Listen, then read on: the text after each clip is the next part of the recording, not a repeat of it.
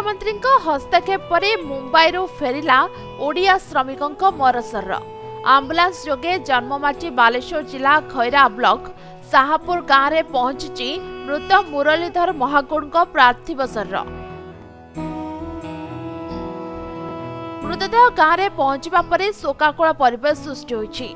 भांगी पड़ी पूरा परिवार। सूचना अनुसार साहापुर गाँव मुरलीधर मुंबई रे श्रमिक भाव काम करुथिले। कोनोसी कारणरू असुस्थ होई चिकित्साधीन अवस्था तांकर देहांत होइतिला। अर्थ अभाव जोगो मुंबई मुरली मर शरीर आनी पारुनथिले तांको परिवार लोके। एथिपाई मुख्यमंत्री सहायता लोड़ीथिले। यापरे मुख्यमंत्री निर्देश क्रमे जिला प्रशासन पक्षरु मुरली मर शरीर आंबुलांस जोगे ओडिशा को आना जाइछि। मुरली पत्नी और झील सहित टेलीफोन जोगे कथा होई समवेदना जणाइछन्ती मुख्यमंत्री मोहन चरण माझी। धैर्यहरा नहेबाकू कहबा सहित झीर पाठपढ़ा पई सरकार सहयोग करिवे बोली भरोसा दैछन्ती। एने मुख्यमंत्री कार्यालय पक्षरु सूचना दियाइछि। मु खबर पाइली तम और जो बापांकर जो अवस्था हैला एवं सेति पई मध्ये भारी दुखित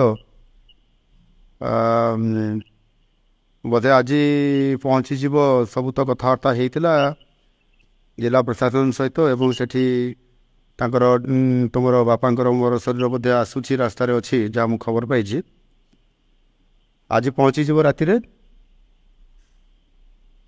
हेलो सकाଳେ पहुँच 2टा बड़े पहुँचे बोले मुझे खबर पाई डेरी हे टे। अच्छा हाँ तुम टे धैर्य धर है धैर्य धर मु अच्छी तुम सांगे तुमर भल मंद मु निश्चित भाव में बुझी भगवान कौन इच्छा थी से अलग कथा तुम एत भल पाठ पढ़ुच ठीक अच्छे बाकी मु तुम सांगे अच्छी केमती तुम ये अंत्येष्टिक्रिया कार्यक्रम हम सेटा निश्चित भाव में मो तरफ सहयोग धन्यवाद। घटना कौन होता मुझे जानी ना मुझे काली ही आसी पहुंची। मुख्यमंत्री प्रतिश्रुति देले जे मो पढ़ा खर्च मम्मी खर्च सब बुझे बोली और लास्ट पर्यंत से आम सहित रहिबे बोली। जगन्नाथ दास का रिपोर्ट समय लाइव।